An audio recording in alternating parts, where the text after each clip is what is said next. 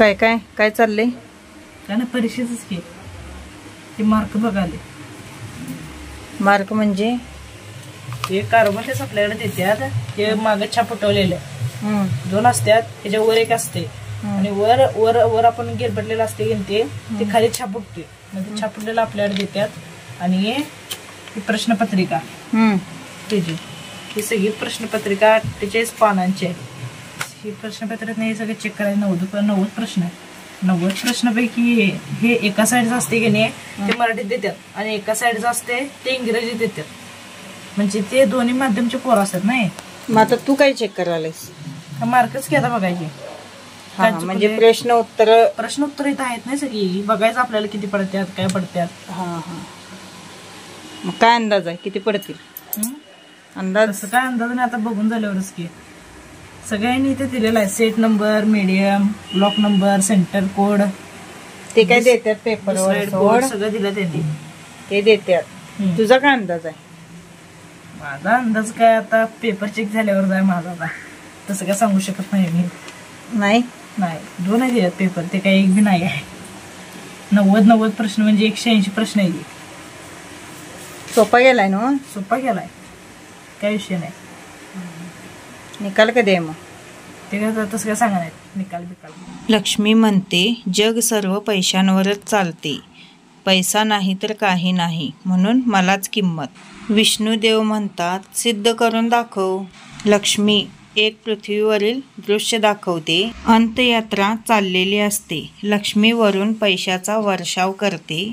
सर्व लोक प्रेताला सोडून पैसे गोळा करायला धावतात.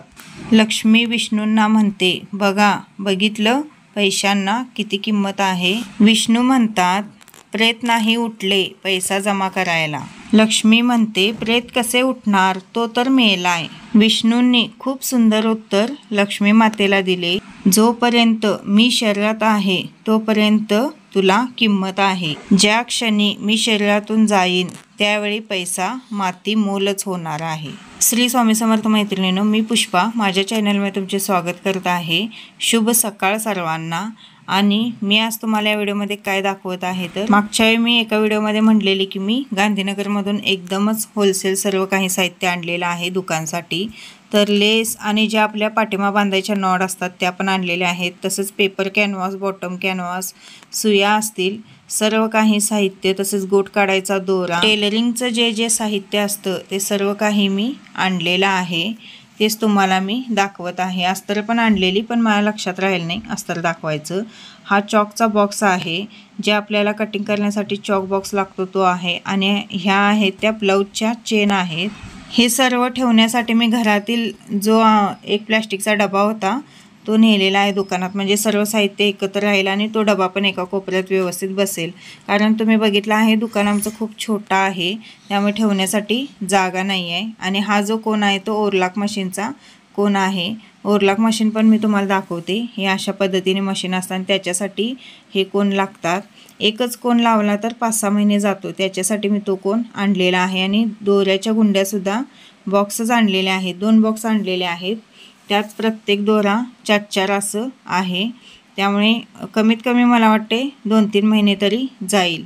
आणि त्यानंतर हा व्हिडिओ आहे तो त्याच दिवशीचा आहे, पण संध्याकाळचा आहे. संध्याकाळी मी आज फरशी पुसत आहे. आज थोडी कणकण वाटत असल्यामुळे मी दुकानात गेलेली नव्हती, त्यामुळं म्हटलं फरशी तर पुसून घ्यावी. आणि तेलाचा डबा ठेवून किचन कट्ट्याच्या खाली त्या कप्प्यामध्ये खूप असं तिथं तेलकट झालेलं. तर मी काय केलेलं आहे, जी भांडी घासायची घासणी असते आपली लोखंडी, तिने सर्व घासून काढलेलं आहे. मैत्रिणींनो, घरात स्वच्छता व्यवस्थित असली तरच आपल्याला सुद्धा बरं वाटतं, नाही तर घरात बसू वाटत नाही. कमीत कमी 5 ते 6 दिवस झाले असेल फरशी पुसलेली नव्हती. आता फरशी पुसल्यावर बघू शकता तुम्ही किती छान वाटत आहे. कोणती पण गोष्ट केली तरच चांगलं वाटतं, नाही तर अजिबात चांगलं वाटत नाही. त्यानंतर मी देवाजवळ दिवा अगरबत्ती करून घेते. आज महाराजांची आरती मी सकाळी केलेली नाही, त्यामुळे आत्ता करून घेणार आहे. रोजच्या रोज मला जसं जमल तसं मी सकाळी किंवा संध्याकाळी आरती करत असते. आज सकाळी जमले नाही, त्यामुळे आत्ता आरती करून घेणार आहे. आरती करणार कालभैरवाष्टक, 1 माळ जप एवढं करून घेणार आहे आता. आणि त्यानंतर मग स्वयंपाक करायचा आहे, कारण स्वयंपाक पण आज काहीही नाही.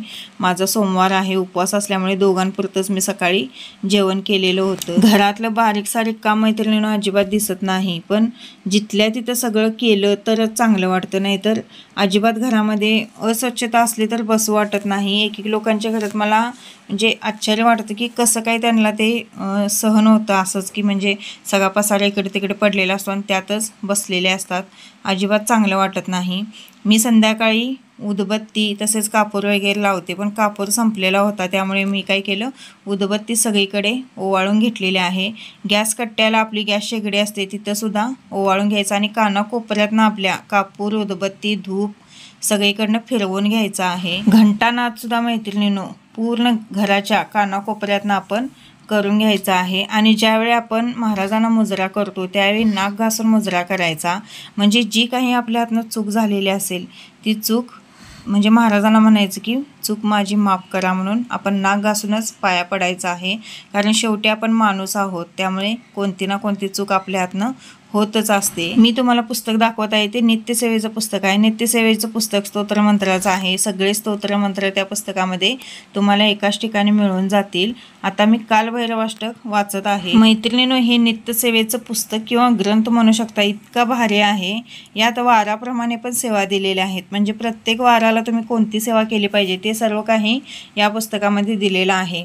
कोणी कोणी पुस्तक आणलेलं आहे, कारण हे पुस्तक सर्वांनी आणावं आणि सर्वांच्या घरामध्ये हे पुस्तक असावं. सगळी माहिती बाहेरची जर बाधा झाली असेल तर त्याच्यावर कोणता उपाय करावा, तसेच कॅन्सर रोगावर आपण कोणता उपाय करू शकतो, सर्व काही माहिती दिलेली आहे. हरवलेली वस्तू सापडण्यासाठी सुद्धा या पुस्तकामध्ये उपाय दिलेले आहे. मी कालभैरवाष्टक वाचलं, आरती वगैरे केली, पण तुम्ही रामरक्षा वाचू शकता, श्रीसुक्त म्हणू शकता, लक्ष्मी अष्टक म्हणू शकता, तसेच विष्णू गायत्री मंत्र, लक्ष्मी गायत्री मंत्र, कुबेर मंत्र 16 वेळा म्हणू शकता. जेवढ्या सेवा आपण करू मैत्रिणींनो तेवढ्या सेवा कमीच आहेत, पण ज्यांना वेळ असेल त्यांनी सेवा कराव्यात. कारण आपण इथं बस तिथं बस असा वेळ घालवण्यापेक्षा आपण सेवेत वेळ घालवलेला बरा. कारण प्रपंच आणि परमार्थ दोन्ही आपल्याला करायचा असतो. त्यामुळे आपल्याला ज्यावेळी वेळ मिळेल त्यावेळी देवाऱ्यासमोर बसून आपण जेवढं काही स्तोत्रमंत्र असतील तेवढे वाचन करून तेवढंच सेवेचं पुण्य आपल्या पदरात पडतं. तसेच तुम्ही हनुमान चालिसा वाचू शकता, विष्णू सहस्त्रनाम किंवा व्यंकटेश स्तोत्र रोजचं वाचू शकता. करायला जर गेलं तर मैत्रिणींनो खूप अशा सेवा आहेत, पण आपल्या मनातच पाहिजे की आपण काय करायचं ते. नाही तर कसं होतं, तर दुसऱ्यानं सांगितलं म्हणून करायचं नाही.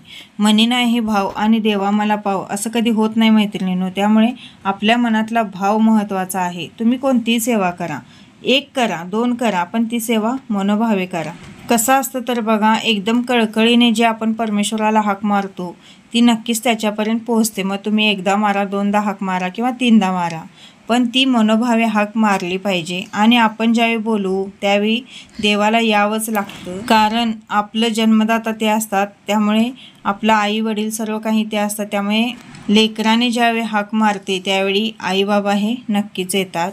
त्यामुळे सेवा करत जावा मैत्रिणींनो. धन्यवाद मैत्रिणींनो. श्री स्वामी समर्थ. श्री गुरुदेव दत्त.